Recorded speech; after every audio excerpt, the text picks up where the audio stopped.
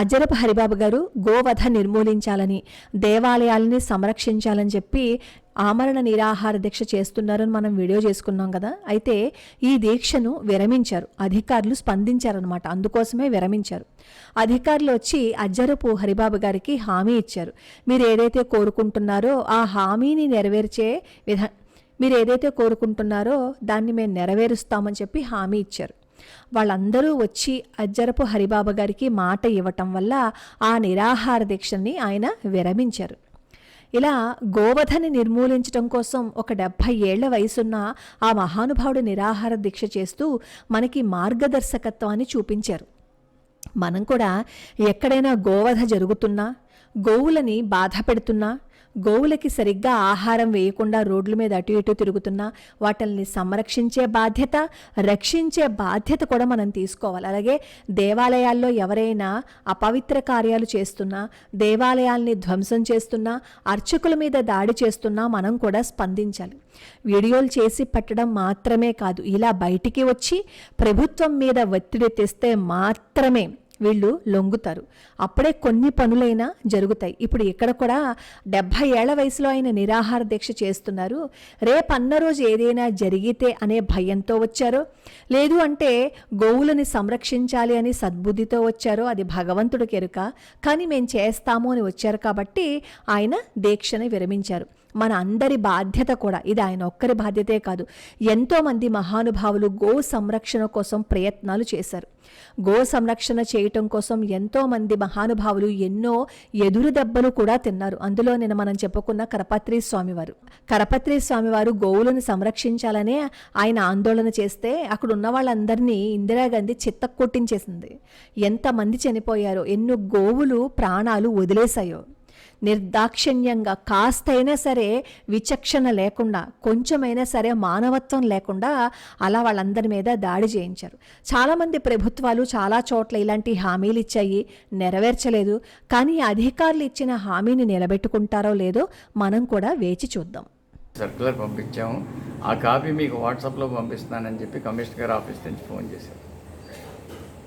అది జరిగాక జూన్లో మరొకసారి మళ్ళీ రాష్ట్ర ముఖ్యమంత్రి గారికి, మిగిలిన సభ్యులకి అందరికీ తెలియజేస్తూ, నాకు సరైన స్పందన రాలేదు మీ దగ్గర నుంచి, మీరు అధికారపూర్వకంగా ప్రకటన మాకు హామీ ఇస్తూ ప్రకటన చేస్తే నేను సంతోషిస్తాం. అది కనుక లేకపోతే జూన్ 30వ తారీఖు నుండి మేము రిలే నిరాహార దీక్ష చేస్తాము. అది జూలై 9 వరకు చేసి జూలై 10వ తారీఖు లోపల మీ దగ్గర నుంచి హామీ లభించకపోతే 10వ తారీఖు నుంచి ఆమరణ నిరాహార దీక్ష చేయడం జరుగుతుందని చెప్పి మళ్ళీ ఒకసారి వినతిపత్రాన్ని ఇవ్వడం జరిగింది. అక్కడి నుంచి స్పందన రాలేదు కాబట్టి అనుకున్న ప్రకారం ఏదైతే ప్రభుత్వానికి తెలియజేశామో ఆ విధంగా జూన్ 30ని మేము రిలే నిరాహార దీక్ష ప్రారంభించి మేము 9వ తారీఖు వరకు అది కంటిన్యూ చేసి 10వ తారీఖు అమర నిరాహార దీక్ష చేయడమా కానియడమా వద్దు అని కొంతమంది, చేయమని కొంతమంది, అందరూ ఏంటంటే శ్రేయోభిలాషులందరూ మాత్రం నా ఆరోగ్య రీత్యా, వయసు రీత్యా వద్దని అందరూ చెప్పడం జరిగింది.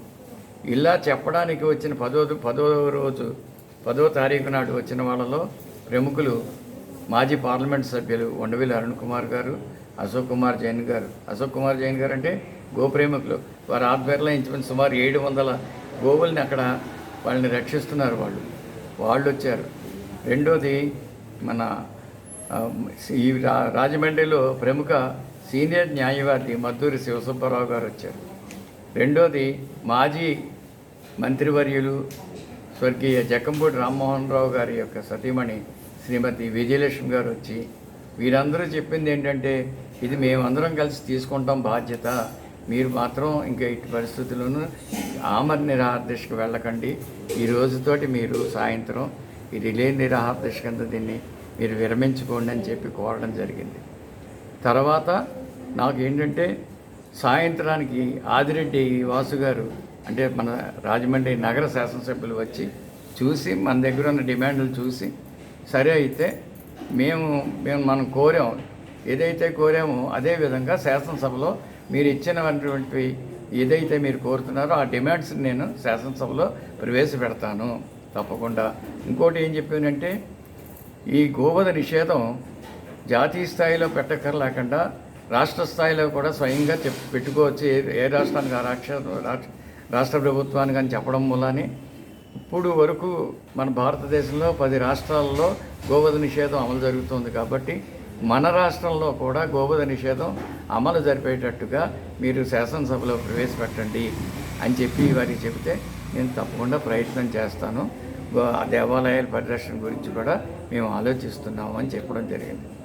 వారు వెళ్ళిపోయాక తర్వాత మన శాసనమండలి సభ్యులు శ్రీ సోము వీర్రాజు గారు ఫోన్ చేసి, హరిబాబు గారు మీరు ఎట్టి పరిస్థితులను నిరవధిక నిరాహార దీక్షకు వెళ్ళొద్దు, ఎందుకంటే మీ ఆరోగ్య రీత్యా అసలు ఇప్పటిదాకానే నిరాహార దీక్ష చేయడం మేము మీకు అది చేయకుండా ఆపు చేయడానికి మాకు కొంచెం కాలాతీతం అయింది. కాబట్టి నేను సాయంత్రం కల్లా వస్తాను, వేరే నేను మీటింగ్లో ఉన్నాను, వస్తున్నాను, వచ్చి మీకు ప్రభుత్వ పరంగా మేము హామీ ఇస్తూ మేము మీడియా పరంగా పత్రికా విలేకరుల సమావేశంలో ప్రజల సమక్షంలో నేను హామీ ఇస్తూ మిమ్మల్ని విరమింపజేస్తాను అని చెప్పి వారు రావడం, హామీ ఇచ్చినట్టుగానే ఆయనతో పాటు మన జిల్లా సంఘం అధ్యక్షులైనటువంటి శ్రీ నాగేంద్ర గారు, వారితో పాటు మహిళా విభాగం ఉపాధ్యక్షురాలైనటువంటి శ్రీమతి ఉమాదేవి గారు వచ్చి మన అందరికీ కూడా భరోసా ఇస్తూ పార్టీ మేము వెనకాల ఉంది,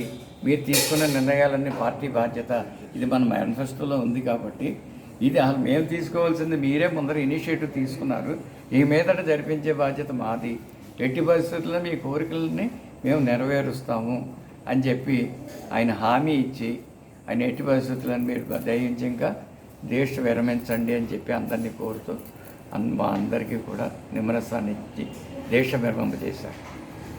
ఈ విధంగా మాకు పార్టీలతో నిమిత్తం లేకుండా ఆఖరికి జిల్లా కాంగ్రెస్ ప్రెసిడెంట్ అయిన టీకే విశ్వేశ్వరరెడ్డి గారు కూడా వచ్చి పార్టీ పరంగా మేము మీకు ఏ విధమైన మద్దతు కావాలన్నా మేము వస్తాం, ఎప్పుడు మీ ఉద్యమానికి మేము మద్దతు ఇస్తున్నామని చెప్పి విశ్వేశ్వరరెడ్డి గారు కాంగ్రెస్ పార్టీ తరఫున వచ్చి వారు కూడా మద్దతు ఇవ్వడం జరిగింది. అలాగా పార్టీలతో నిమిత్తం లేకుండా అన్ని పార్టీల వాళ్ళు ప్రజలందరూ కూడా మాకు మద్దతు తెలియజేశారు.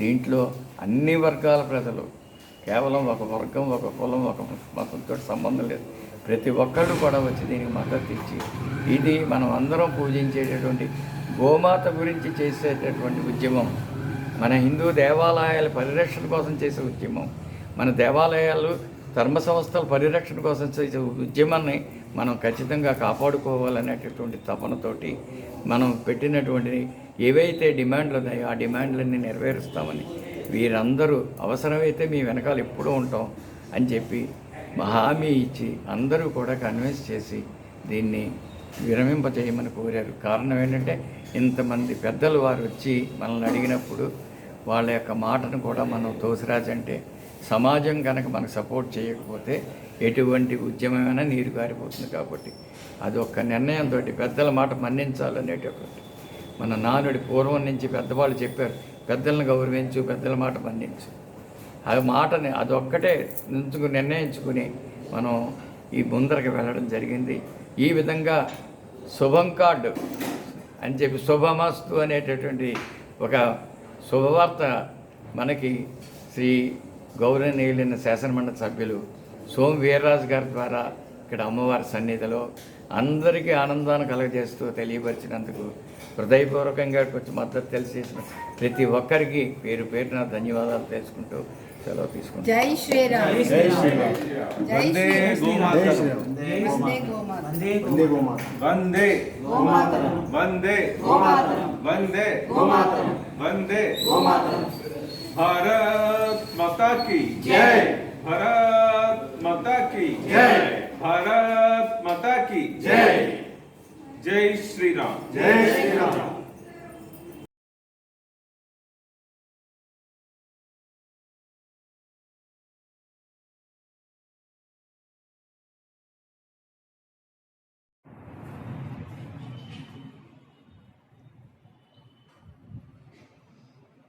శ్రీ హరిబాబు గారు గత అనేక సంవత్సరాలుగా రాజమండ్రిలో ప్రముఖులు వారు, అనేక కార్యక్రమాల్లో వారు ఉంటుంటారు.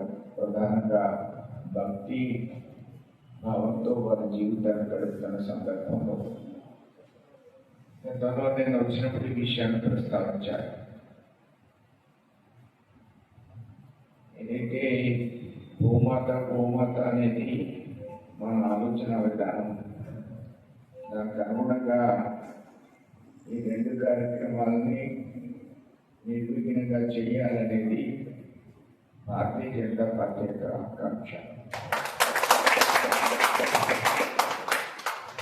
ఆ దృష్ట్యా హరిబాబు గారు వారి ఆరోగ్యం సహితం లెక్క చేయకుండా పట్టుదలతో ఈ కార్యక్రమాన్ని తీసుకుని గత కొలది కాలంగా 8 రోజుల నుంచి 11 రోజుల నుంచి ఢిల్లీ నిరాదీక్ష చేస్తూ ఈరోజు ఆమరణ నిరాదీక్ష కూర్చోవడం నిజంగా వారి పట్టుదలని నేను హృదయపూర్వకంగా వారికి అభినందనలు, ధన్యవాదాలు తెలియజేస్తున్నాను. ఆరోగ్యం అంత మంచిది కానప్పటికీ కూడా నేను ఈ కార్యంలో ఉన్నాను, ఈ కార్యం నెరవేర్చుకోవాలి అని వారి మిత్రులతో ఈ కార్యక్రమాన్ని నిర్వర్తించడం అనేది గొప్ప విషయం. నాకు 2-3 రోజుల నుంచి ఫోన్ చేస్తున్నారు. నాకు కొద్దిగా పార్టీ కార్యక్రమాల మూలంగా ఈరోజు మధ్యాహ్నం రావాలి, కానీ పార్టీ ఈరోజు ఏదైతే గురు పౌర్ణమి చేయమని ఆదేశించిన సందర్భంలో ఉదయం నుంచి ఆ కార్యక్రమాల్లోనే ఉన్నాం. ఇప్పుడు నెడలో నుంచి డైరెక్ట్గా నేను ఇక్కడ రావడం జరిగింది. అందుకు లేట్గా రావడం జరిగింది. అన్నిదా భావించొద్దు. వారి మీద మాకు అన్ని విధాలా వారి ఆరోగ్యం మీద శ్రద్ధ తీసుకోవాల్సిన బాధ్యత మాపై ఉంది. వారు దీక్షను విరమించవలసిందిగా వారిని దీక్ష విరమింప చేసే కార్యక్రమానికి మేము మా అధ్యక్షుల వారు రావడం జరిగింది. ఈ కార్యక్రమం నిర్విఘ్నంగా తప్పకుండా ప్రభుత్వంతో చేయించేటువంటి గట్టి ప్రయత్నం చేస్తాం. వచ్చిన సంఘటనలు దేవాలయ పరిరక్షణ మీద చాలా పెద్ద కార్యక్రమాన్ని తీసుకున్నారు. 18,000 గ్రామాల్లో పర్యటన చేశారు. 18 గ్రామాల్లో సంఘాలను ఏర్పాటు చేశారు. ఒక 3 లక్షల మందితో విజయవాడలో పెద్ద బహిరంగ సభను నిర్వర్తించారు. దాంట్లో మన హిందూ ధర్మం, మన దేవాలయాన్ని మనం రక్షించుకోవాలి, మన దేవాలయాలు, మన ఆస్తులు మనం కాపాడుకోవాలి.